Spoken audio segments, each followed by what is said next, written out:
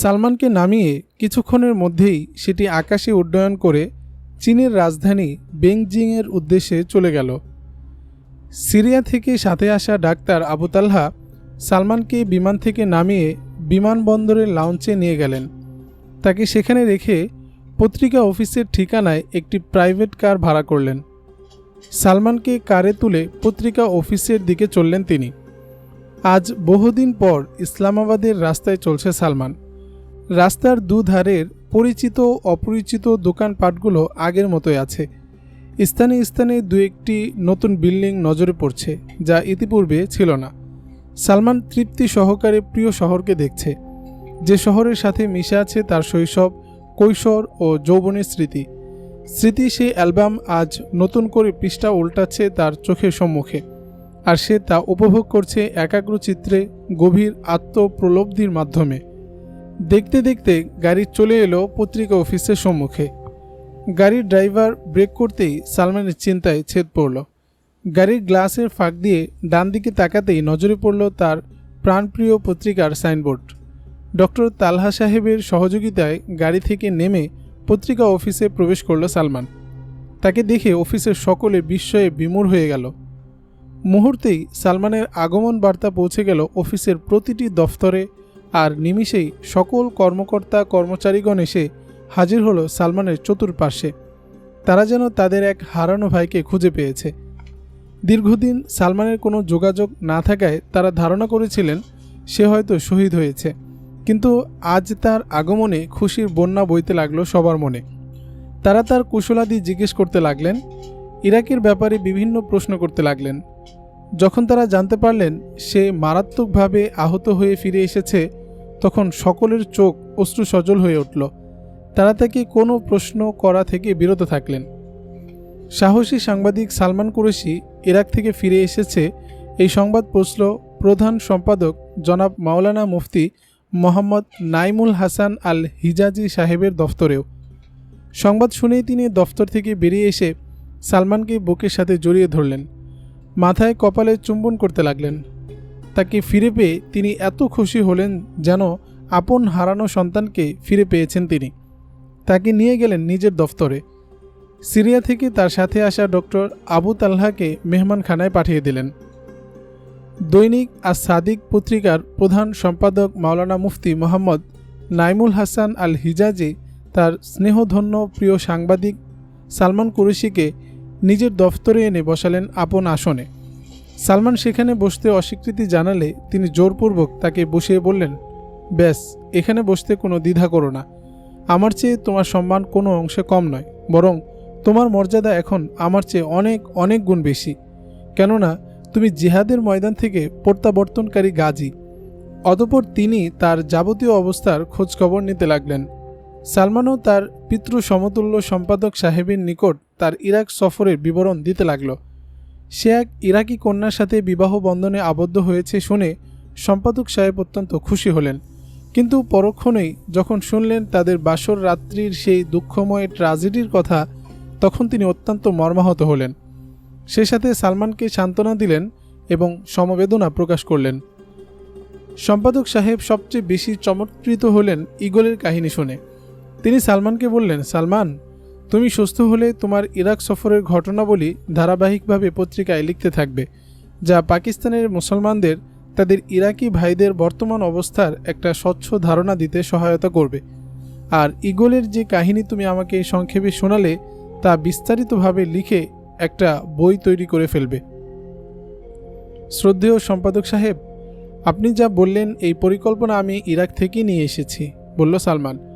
আর মূলত এজন্যই আমার দেশে ফেরা, নতুবা শহীদে কারবালার দেশ ছেড়ে বাগদাদের ঈগলের সঙ্গ ত্যাগ করে প্রাণপ্রিয় স্ত্রীর একটা সঠিক সংবাদ না নিয়ে নিশ্চিত জান্নাত প্রাপ্তি, শহীদ হওয়ার এমন সুযোগ হাতছাড়া করে কখনোই আমি ইরাক ত্যাগ করতাম না।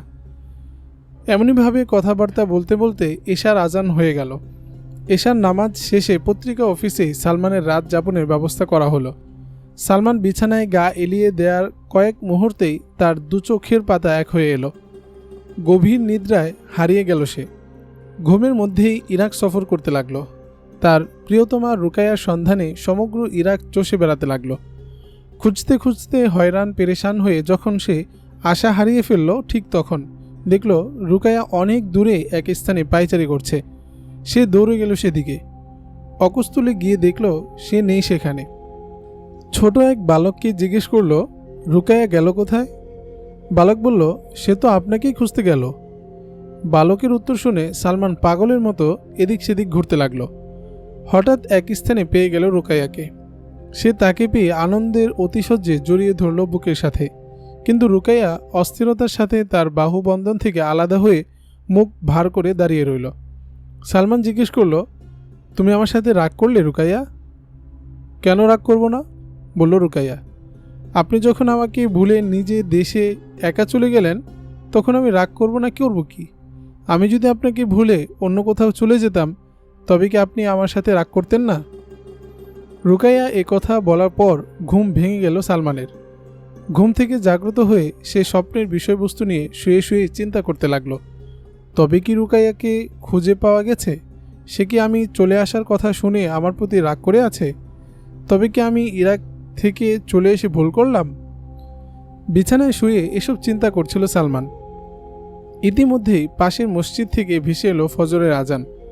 আজান শুনেই শয্যা ত্যাগ করল সে। অনেক কষ্টে উজু করে রুমেই নামাজ আদায় করে আবার বিছানায় শুইল। দ্বিতীয়বার যখন ঘুম ভাঙল তখন সকাল 10টা বাজে। ঘুম ভাঙতেই দারোয়ান এসে বিনয়ের সাথে সালাম দিয়ে বলল, হজরত, আপনার গেস্ট এসেছে। গেস্ট এসেছে শুনে চিন্তায় পড়ে গেল সালমান। এখানে আবার কোন গেস্ট এলো? আমি এলাম রাতে, এর মধ্যে আমি পাকিস্তান আসার খবর তো পত্রিকা অফিসের লোকজন ছাড়া অন্য কেউ জানার কথা নয়।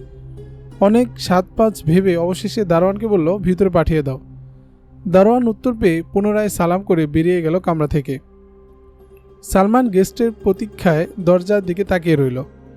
কয়েক মুহূর্ত পরেই ৩-৪ জন লোক দরজা দিয়ে হুড়মুড় করে ভিতরে ঢুকল। তাদের দেখে তো সে সংজ্ঞা হারাবার উপক্রম। এ যে বিনা মেঘে বৃষ্টিপাত। যাদের সাথে সাক্ষাৎ করার উদ্গ্রীব বাসনা বাধাহীন ঘোড়ার মতো ছুটোছুটি করছিল, পাকিস্তানের আকাশ সীমায় প্রবেশকালে বিমানের পাইলটের ঘোষণা শোনামাত্র এ মুহূর্তে তার দেহ এখানে থাকলেও মন পাখিটা গিয়েছে যাদের বিরহ যাতনা ঘুচাতে, তারাই তার সামনে দাঁড়ানো। আপন মা জননীকে কাছে পেয়ে সে ভুলে গেল শারীরিক অসুস্থতার কথা। মায়ের বুকে মাথা লুকিয়ে খুঁজে পেল অনাবিল জান্নাতি সুখের পুলকতা। সেই সাথে পিতা, ভাই বোন সকলকে কাছে পেয়ে সে যেন পরিপূর্ণ সুস্থ হয়ে উঠল। তার শরীরে যেন এখন কোনো আঘাতের ক্ষত নেই। আপন জনদের পরশে সব ব্যথা, সব জ্বালা, সব কষ্ট তিরোহিত হয়ে গেছে। এদের উপস্থিতিতে অসুস্থরা যেন সব ভয় পেয়ে পালিয়েছে। সালমান তার আব্বা আম্মা ভাই বোনকে কাছে পেয়ে অত্যন্ত খুশি। কিন্তু সে ভেবে পেল না তারা তার আসার সংবাদ পেল কি করে। তাদের বাড়িতে তো কোনো ফোন, মোবাইলের ব্যবস্থা নেই যে পত্রিকা কর্তৃপক্ষ তাদেরকে ফোন করে জানিয়েছে। তাই কৌতূহল নিবারণের জন্য সে জিজ্ঞেস করল, আম্মাজান, আমার আগমনের সংবাদ আপনারা জানলেন কি করে? সালমানের প্রশ্নের উত্তরে তার আম্মা সরাসরি কোনো জবাব না দিয়ে দৈনিক আর সাদিক পত্রিকার একটি কপি তার চোখের সামনে মেলে ধরলেন। সে দেখল আজকের পত্রিকায় তার পাকিস্তান প্রত্যাবর্তনের খবর প্রধান শিরোনামে ছাপা হয়েছে। পাকিস্তানের অন্যতম জাতীয় দৈনিক আর সাদিকের সাহসী সাংবাদিক সালমান কুরেশি গতকাল সন্ধ্যায় তার ইরাক সফর শেষ করে দেশে ফিরেছেন। বর্তমানে তিনি গুরুতর অসুস্থ। সকল দেশবাসীকে তার সুস্থতার জন্য দোয়া করতে অনুরোধ করা যাচ্ছে। তিনি সুস্থ হয়ে তার ইরাক সফরের অভিজ্ঞতা দেশবাসীকে জ্ঞাত করবেন। সালমান পত্রিকা পড়া শেষ করতে পারল না, তার আগেই তার আম্মা পত্রিকা সরিয়ে ফেললেন। অতঃপর বললেন, সালমান, তুমি ইরাক থেকে ফিরে আসলে কেন? তোমাকে আমি এজন্য ইরাক যেতে অনুমতি দেইনি যে তুমি সেখানে গিয়ে নিজেকে নিরাপদ দূরত্বে রেখে যুদ্ধের সংবাদ সংগ্রহ করবে আর নিজের অভিজ্ঞতার ঝুলিকে পরিপূর্ণ করে দেশে এসে সেই বস্তাপচা কারগুজারি পত্রিকায় ফলাও করে ছাপিয়ে তথাকথিত বুদ্ধিজীবীদের মতো সুনাম সুখ্যাতি কুড়াবে, যা তোমার আখেরাতের বরবাদির কারণ হয়ে দাঁড়াবে। না বেটা, না, এজন্য তোমাকে আমি ইরাক পাঠাইনি। আমি তো বরং এজন্য তোমাকে ইরাক পাঠিয়েছিলাম যে তুমি সেখানে গিয়ে তোমার ইরাকি ভাই বোনদের পক্ষে দখলদারদের বিতাড়নে সশরীরে যুদ্ধে অংশগ্রহণ করবে। জালিমদের বিরুদ্ধে মাজলুমের অলি হয়ে জিহাদ করতে করতে শহীদ হয়ে যাবে, আর আমি একজন শহীদের মাতা হিসেবে গর্ববোধ করব। কিন্তু তুমি তা না করে কেন ফিরে আসলে বেটা? মায়ের কথা শুনে সালমান নিজেকে অপরাধী ভাবতে শুরু করলো। আসলেই তো সে শহীদ হওয়ার মস্ত বড় চমৎকার সুযোগ হাতছাড়া করে এসেছে। ইরাক বসে একটা আত্মঘাতী হামলা পরিচালনা করলেই তো শহীদ হওয়ার তামান্না পূরণ হয়ে যেত। যা হোক, সে তার আম্মাজানকে সান্ত্বনা দিতে গিয়ে ইরাক যাওয়া থেকে শুরু করে ফিরে আসা অবধি সমস্ত ঘটিত ঘটনাবলীর একটা সার নির্যাস তুলে ধরল তার সম্মুখে। তবে সুকৌশলে চেপে গেল রুকাইয়ার ব্যাপারটি। বলল না তার বিয়ের কথাটা। সব শুনে তার মা জননী শান্ত হলেন, নতুবা এই মহিষী মহিলা এ অবস্থায় তার পুত্রধনকে ইরাক ফেরত পাঠিয়ে দিতেন। কেননা তিনি ওইসব মায়েদের একজন যারা স্বীয় কলজি ছেঁড়া রত্ন মানিকদেরকে দিনের জন্য হাসি মুখে বিলিয়ে দিতে, কোরবান করে দিতে কোনোরূপ দ্বিধা বোধ করেন না, কুণ্ঠিত হন না। তাই আলাপচারিতার পর তারা সপরিবারে বাড়ির দিকে রওনা দিলেন। দেখতে দেখতে 8টি মাস পেরিয়ে গেল। সালমান ইরাক থেকে এসেছে। সালমানের জীবনেও এসেছে অনেক পরিবর্তন। আন্তর্জাতিক অঙ্গনে ঘটেছে কিছু নতুন ঘটনার সংযোজন। তবে তার মধ্যে সবচেয়ে আলোড়ন সৃষ্টিকারী এবং দুনিয়া আলোড়িত ঘটনা ঘটেছে ইরাকে। 25 বছরের সফল রাষ্ট্রনায়ক ইরাকি প্রেসিডেন্ট সাদ্দাম হোসেনকে তার গোপন আস্তানা থেকে গ্রেফতার করেছে মার্কিন বাহিনী। এই সংবাদ শুনে সালমান মর্মাহত হল। তার মন এই ভেবে কষ্ট পাচ্ছে যে সাদ্দাম হোসেন ইরাকের বৈধ নাগরিক হওয়া সত্ত্বেও তাকে গ্রেফতার হতে হলো অবৈধ দখলদারদের হাতে। তাকে গ্রেফতার করার কি অধিকার আছে হানাদার বাহিনীর? অবশ্য বর্তমান পৃথিবীতে কারো কোনো ন্যায্য অধিকারের প্রশ্ন তোলা অবান্তর। কেননা এখন জোর যার মুল্লুক তার, এই নীতিকেই প্রাধান্য দিচ্ছে বিশ্বের ক্ষমতাবানরা। বর্তমানে সালমান শারীরিক দিক দিয়ে অনেকাংশেই সুস্থ। পত্রিকা কর্তৃপক্ষের সীমাহীন আগ্রহে ইসলামাবাদের কয়েকজন দানবীর ধনাঢ্য ব্যক্তি এগিয়ে আসে তার সুচিকিৎসার ব্যয়ভার বহন করতে। উন্নত ব্যবস্থাপনায় চিকিৎসার দরুন ধীরে ধীরে তার অচল পাটি সচল হয়ে উঠতে লাগল। অন্যান্য ক্ষতও সেরে গেল একে একে। তবে সুচিকিৎসার পাশাপাশি ডাক্তার ও নার্সদের অকৃত্রিম সেবাযত্ন ও বিরাট অবদান রেখেছে তার সুস্থ হওয়ার পেছনে। এর মধ্যে নার্স হাবিবা খাতুনের অবদান সবচেয়ে বেশি। ডিউটির সময় ছাড়াও যেভাবে সে তার রোগীর সেবাযত্ন করেছে, অন্যান্যরা তার ডিউটির সময়েও করে না। নার্স হাবিবা ইসলামাবাদ মেডিকেল কলেজের অধ্যয়নরতা একজন সেরা ছাত্রী। যেমন রূপে গুণে তেমন পড়াশোনায়, সব দিক থেকেই সবার চেয়ে শ্রেষ্ঠ এক অনন্য মেয়ে হাবিবা। তার মতো সুন্দরী কমনীয়া মেয়ে সারা ইসলামাবাদে খুঁজে পাওয়া যায় কি না সন্দেহ। এমন ভুবনমোহনী রূপ সত্ত্বেও তার নেই কোনো অহংকার, নেই কোনো দেমাক। তবে দারুণ বুদ্ধিমান মেয়েটি। অন্যরা তার রূপ দেখে হিংসা করবে, আর এক শ্রেণীর কামুক লম্পট পুরুষ তার খোলামেলা রূপ যৌবন দেখে কামনা চরিতার্থ করার অসৎ সুযোগ খুঁজতে থাকবে, তা সে মেনে নিতে পারে না। তাই মেডিকেল কলেজের ছাত্রী হওয়া সত্ত্বেও সর্বদা নেকাব দিয়ে মুখমণ্ডল আবৃত করে রাখে। যেখানে অন্যান্য ছাত্রী তথা নার্সরা মুখ ঢাকা দূরে থাক, মাথায় পর্যন্ত কাপড়টি তুলতে রাজি নয়, সেখানে তার নেকাব পরা নিশ্চয়ই এক দুরূহ কাজ বটে। এজন্য তাকে অন্যান্য ছাত্রীদের কটাক্ষও মাঝে মাঝে বরদাস্ত করতে হয়। তবু সে ধৈর্য ধারণ করে থাকে, তাদেরকে কিছু বলে না, কারণ সে জানে এরা অজ্ঞ নির্বোধ। এদের সাথে তর্ক জড়িয়ে কোনো লাভ নেই। তবে এক্ষেত্রে ধৈর্য ধরলেও সে আরেক ক্ষেত্রে ধৈর্য ধারণ করতে পারে না। তা হলো, যেসব মেয়েরা বোরকা পরে ঠিক কিন্তু মুখ নেকাবৃত করে না, এসব মেয়েদের দেখলেও গা জ্বলে তার কথা হচ্ছে, তোমরা বেপরদায় থাকবে তো বোরকা পরো কেন? এমনিতেই তো থাকতে পারো। অযথা বোরকা পরে এর পবিত্রতা নষ্ট করছো কোন অধিকারে?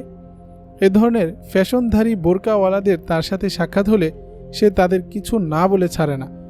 হয়তো বুঝিয়ে নতুবা প্রয়োজনে বিতর্ক করে হলেও বিষয়টা তাদের বোধগম্য করিয়ে দেয় সে। হাবিবা সালমানের বাল্য সহপাঠী। শিশু শ্রেণী থেকে প্রাইমারি সম্পূর্ণটা তারা একই সাথে পড়েছিল। হাবিবা তখন ততটা ভালো ছাত্রী ছিল না। সালমানের রোল ছিল 2 আর হাবিবার রোল ছিল 20 এরকম। তদুপরি তাদের দুজনের মধ্যে বেশ মিল ছিল। এর কারণ তাদের বাড়ি ছিল একই এলাকায়। হাবিবা কোনো পড়া না পারলেই ছুটে আসতো সালমানের কাছে, আর সালমানও সুন্দরভাবে বুঝিয়ে দিত তাকে। সেই হাবিবা আজ ডাক্তার আর সালমান তার রোগী। তাই হাবিবা অকৃত্রিমভাবে সালমানের চিকিৎসা সেবা দিয়ে ছোটবেলার ঋণের বোঝা কিছুটা হালকা করতে চাইছে। কিন্তু ঋণ হালকা করতে এসে কোন মায়াবী সুতায় আটকে পড়ছে হাবিবা। সালমানের জন্য তার মন এত টানে কেন? কিসের টান? প্রেমের সুতায় বেঁধে টানছে না তো সালমান তাকে? তাই তো মনে হয়। নতুবা তাকে এক মুহূর্ত না দেখলেই তার মন বেকার হয়ে ওঠে কেন? কোন সর্বনাশ হয়ে যাচ্ছে আবার? সালমান এখন বলতে গেলে পুরোপুরি সুস্থ। ক্রাচে ভর দিয়ে নিজে নিজেই চলাফেরা করতে পারে, আর কিছুদিন পর হয়তো ক্রাচেরও প্রয়োজন হবে না। তাই হাসপাতাল থেকে চলে এলো সে। এখন নিয়মিত লেখালেখিও শুরু করে দিয়েছে। পত্রিকার সম্পাদক সাহেব তার জন্য একটা স্পেশাল রুম দিয়ে দিয়েছেন। এখানে বসেই লেখালেখির কাজ করে সে। মাঝে মধ্যে বাড়ি থেকে ঘুরে আসে। তার ইরাক সফরের ঘটনাবলী প্রতিদিন এক কলাম করে লিখে তা ছাপার জন্য কম্পিউটার অপারেটরের কাছে পাঠিয়ে দেয়। বাকি সময় ব্যস্ত থাকে বাগদাদের ইগল এবং তার সহধর্মিণী রুকাইয়ার বীরত্ব গাথা সম্বলিত গ্রন্থটি রচনার কাজে। এদিকে সালমানের পিতা রইসুল হাসান কুরেশি তার ছেলেকে বিবাহ করানোর মনস্তাব করলেন। মেয়ে হিসেবে ঠিক করলেন হাবিবাকে। কারণ এমন একজন গুণবতী রূপসী মেয়েকেই তিনি তার আদরের ছেলে সালমানের বধূ হিসেবে দেখতে চান। তাই তিনি হাবিবাকে পুত্রবধূ হিসেবে বরণ করার মত ব্যক্ত করলেন স্ত্রী আয়েশা বেগমের কাছে। তিনিও স্বামীর মতকে সমর্থন করলেন। হাসপাতালে তিনি হাবিবাকে দেখেছেন। তার সচ্চরিত্রতা, মার্জিত আচার আচরণ তাকে তখন আকৃষ্ট করেছিল। তাছাড়া তিনি নারীসুলভ অনুভূতি দ্বারা আঁচ করতে পেরেছিলেন যে হাবিবা তার ছেলের প্রতি দুর্বল, কিন্তু সে সময় তা আমলে নেননি। কিন্তু আজ যখন তার স্বামী হাবিবাকেই পুত্রবধূ হিসেবে পছন্দ করেছেন বলে জানালেন, তখন তিনিও রাজি হয়ে গেলেন। পরের দিন বাড়ি আসলো সালমান। কথা বললেন তার মা। বেটা সালমান, ইরাক গিয়ে যখন তুমি শহীদ হতে পারলে না, তখন এর একটা শাস্তি হওয়া দরকার। তুমি কি রাজি আছো সেই শাস্তি ভোগ করতে? আম্মি যান, আপনি এর জন্য যে শাস্তি দেন আমি তা মাথা পেতে মেনে নেব। হাসি মুখে মায়ের কথার উত্তর দিল সালমান। যদি সে শাস্তি হয় অত্যন্ত কঠিন, যা তোমার পক্ষে এখন মানা সম্ভব নয়, তবুও কি তুমি তা মানবে বেটা? কিছুটা গাম্ভীর্যের সাথে বললেন আয়েশা বেগম। অবশ্যই আম্মি যান, বলল সালমান। আপনার শাস্তি মানতে গিয়ে যদি আমার জীবনও শেষ হয়ে যায় তবুও মানব। না বেটা, তোমাকে আমি এত কঠিন শাস্তি দেব না যে তাতে জীবন বিলীন করতে হবে, বললেন আয়েশা বেগম। তোমাকে শুধু আমাদের পছন্দের একটা জিনিস নির্দ্বিধায় মেনে নিতে হবে। সালমান এখনও বুঝেনি তার আম্মাজান তাকে কি বলতে চাচ্ছে। তাই সে জিজ্ঞেস করলো, কি সেই জিনিস আম্মাজান? হাবিবাকে তোমার শাদী করতে হবে। তোমার আব্বাজানের অত্যন্ত পছন্দের পাত্রী। আমিও পছন্দ করি তাকে। পছন্দ করে ফাহিমা এবং জুবায়েরও, এক নিঃশ্বাসে বলে ফেললেন আয়েশা বেগম। সালমান তার আম্মাজানের কথা শুনে যেন আকাশ থেকে পড়ল। তাকে এখন বিবাহ করতে হবে, কিন্তু সে তো বিবাহ করেছে। রুকাইয়াই তো তার একমাত্র বিবাহিতা স্ত্রী। অন্য কাউকে আবার কি করে বিবাহ করবে সে? মুহূর্তে তার মন ছুটে গেল ইরাকের রাজধানী বাগদাদের সেই বাড়িতে, যেখানে মেজর কন্যা রুকাইয়ার সাথে তার স্বপ্নীল বাসর রচিত হয়েছিল। তার সে স্বপ্নকন্যাকে সে নিজের পাশে দণ্ডায়মান দেখতে পেল।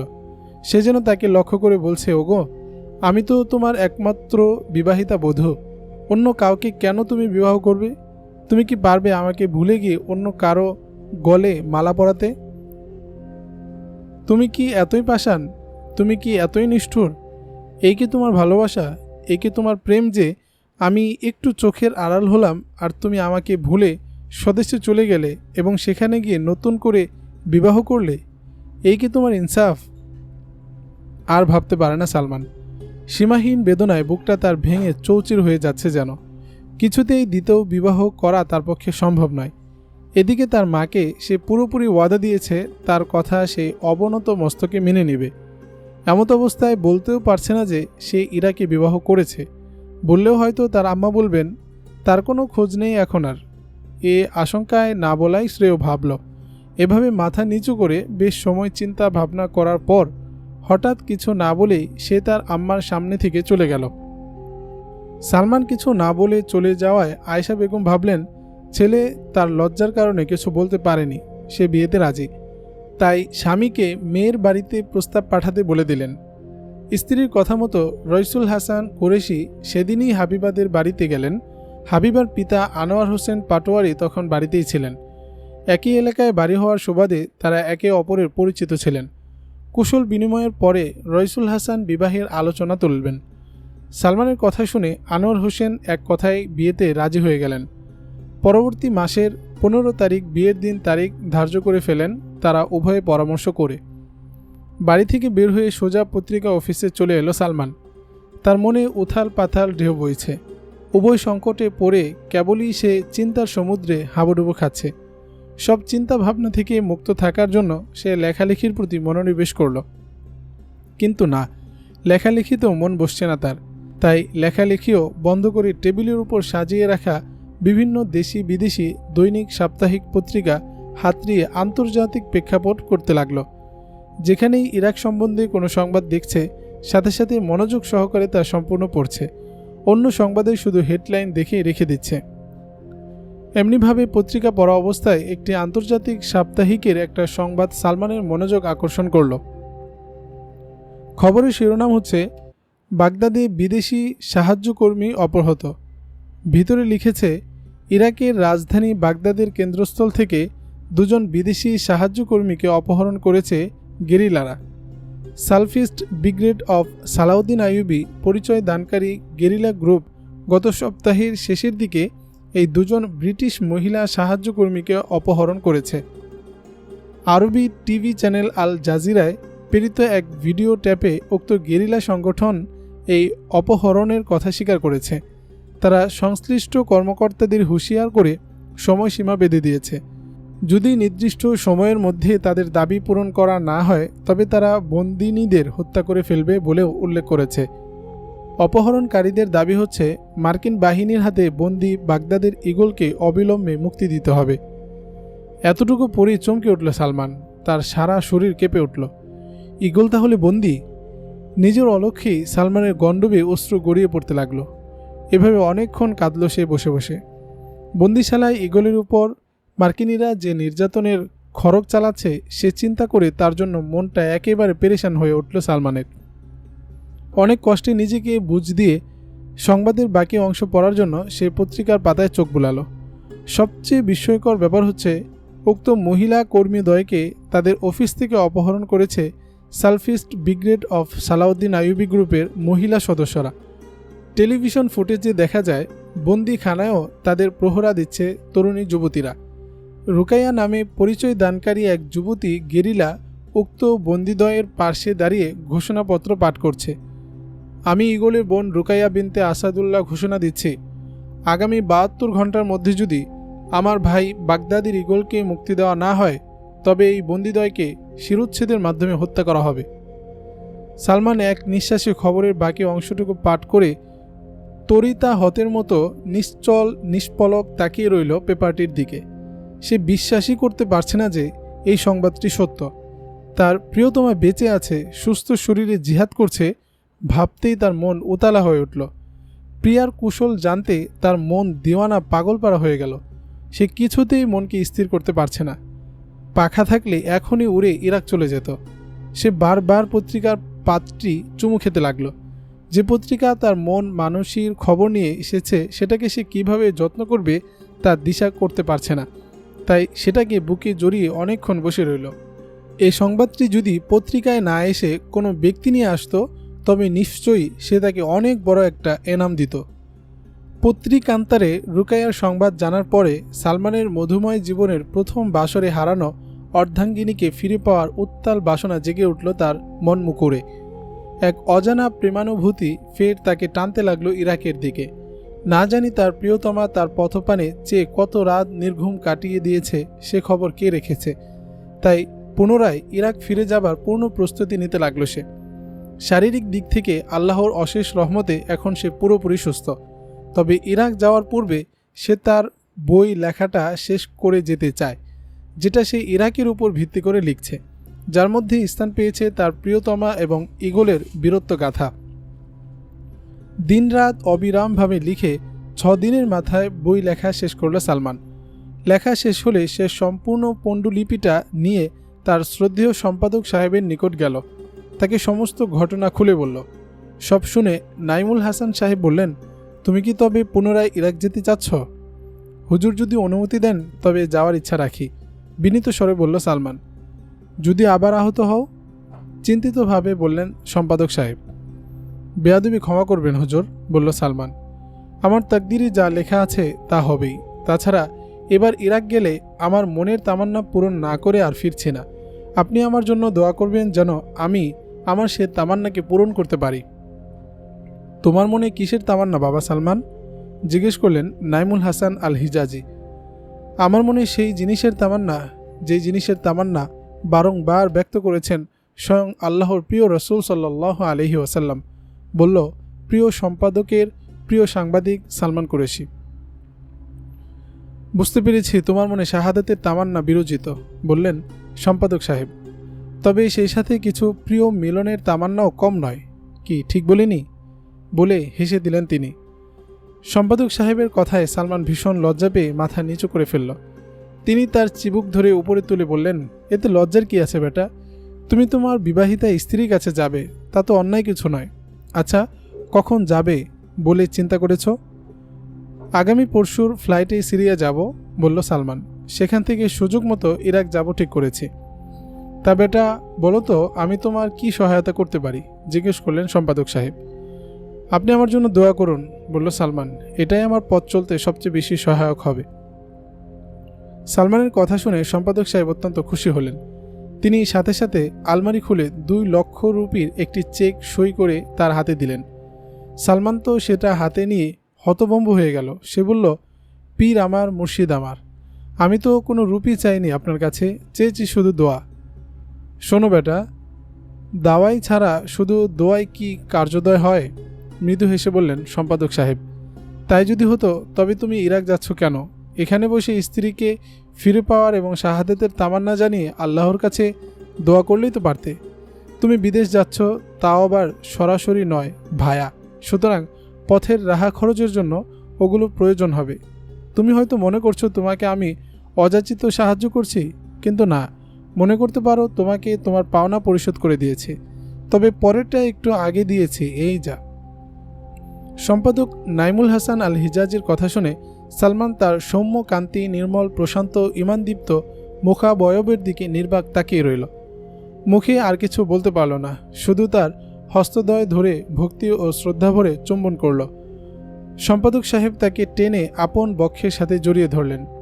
অতঃপর মাথা ও কপালে চুমু খেয়ে চোখের পানি ফেলে আল্লাহর দরবারে ফরিয়াদ করলেন, হে আল্লাহ, তুমি তোমার পথের এই মুজাহিদকে হেফাজত করো, এর মনের সৎ ইচ্ছাগুলোকে তুমি পূর্ণ করে দাও, সহি সালামতে একে এর জীবন সঙ্গিনীর নিকট পৌঁছে দাও। সালমান সম্পাদক সাহেবের আলিঙ্গন মুক্ত হয়ে তাকে সালাম করে নিজের রুমে চলে এলো। অতঃপর মাতা পিতাকে উদ্দেশ্য করে একটি চিঠি লিখল। শ্রদ্ধেয় আব্বা আম্মা, আপনাদের দুজনের পবিত্র চরণে জানাই সশ্রদ্ধ সালাম। পর কথা হলো, আপনারা হাবিবা নামক ডাক্তার মেয়েটির সাথে আমার বিবাহ দিতে চাচ্ছিলেন, কিন্তু আমি সেদিন কিছু না বলেই চলে এসেছিলাম। আসলে তখন লজ্জা ও ভয়ে আমি কিছু বলতে পারিনি। এখন বলছি শুনুন। হাবিবা হোক আর অন্য যে কোনো মেয়ে হোক, কাউকে আর বিবাহ করা আমার পক্ষে সম্ভব নয়, কেননা আমি ইরাকি এক কন্যাকে বিবাহ করেছি। আপনাদেরকে বিষয়টি জানাইনি এজন্য যে সে মেয়েটি বাসর রাতেই আমার থেকে হারিয়ে যায়। মার্কিনীদের বোমা হামলায় যে রাতে আমি মারাত্মক আহত হয়ে মরতে মরতে বেঁচে যাই, সে রাতই ছিল আমাদের বাসর রাত। পরে আর কোথাও তাকে খুঁজে পাওয়া যায়নি। সে বেঁচে আছে না শহীদ হয়েছে তা আমরা কেউই জানতে পারছিলাম না। কিন্তু সেদিন যখন আপনারা আমার বিবাহ নিয়ে কথা বললেন আর আমি কিছু না বলে চলে এলাম, তখন অফিসে এসে পত্রিকা পড়তে গিয়ে হঠাৎ জানতে পারলাম সে বেঁচে আছে এবং রীতিমতো জিহাদ করে যাচ্ছে। আর যেই ঈগলের কাহিনী আপনাদের শুনিয়েছিলাম, সে এখন মার্কিনীদের হাতে বন্দী। তাই আমি আবার ইরাক চলে গেলাম। আপনারা আমার জন্য দোয়া করবেন, আমি যেন সেই বীর মুজাহিদ বাগদাদের ঈগলকে মুক্ত করতে পারি এবং জিহাদ করতে করতে শহীদ হয়ে শাহাদাতের তামান্নাকে পূর্ণতা দান করতে পারি। আপনাদের স্নেহসিক্ত সালমান। চিঠি লেখা শেষ করে সালমান সেটি ইসলামাবাদ ত্যাগ করার দিন পোস্ট করবে বলে ভাঁজ করে পকেটে রেখে দিল। অতঃপর ইরাক যাওয়ার প্রস্তুতির প্রতি মনোনিবেশ করল। 2004 সনের 15ই মার্চ সালমান PIA যোগে ইসলামাবাদ ত্যাগ করে ইরাকের উদ্দেশ্যে রওনা দিল। বিমান আকাশে উড্ডয়ন করে বেশ সময় চলার পরই আফগানিস্তানের আকাশ সীমায় প্রবেশ করল। পাইলটের ঘোষণা শুনে সালমান নিচের দিকে তাকিয়ে দেখল মার্কিনীদের সৃষ্ট আরেক মৃত্যুপুরী। সে অসহ্য হয়ে এই যন্ত্রণাদায়ক দৃশ্য থেকে চোখ বন্ধ করে নিল। চোখ বন্ধ অবস্থায় চলন্ত বিমান থেকে তার মন পাখি উড়াল দিয়ে ছুটে গেল প্রিয়ার দেশে। তদাবস্থায় সে গুনগুনিয়ে আবৃত্তি করতে লাগল, নিরাশা প্রিয়ার টানে, স্বজাতীয় মজলুমের আহ্বানে, ছুটে চলি ব্যাকুল মনে দিগন্তের সীমান্ত পানে। ভ্রমর যেমন ফুলের সন্ধানে ছুটে যায় ভোর বিহনে, ক্লান্ত হয় না সারা দিন মানে ঘুরে ফিরে বন থেকে বনে। আমিও এক ভ্রমর সম খুঁজে ফিরি তব প্রিয়তম, শ্রান্ত ক্লান্তহীন তনু মম যেন কঠিন শিলা পাথর সম। শুধুই নয় প্রিয়ার টান হৃদয়ে আমার সর্বক্ষণ, বিপন্ন মুসলমানের কান্দন মন ভেঙে চৌচির এখন। প্রথম খণ্ডের সমাপ্ত এখানেই।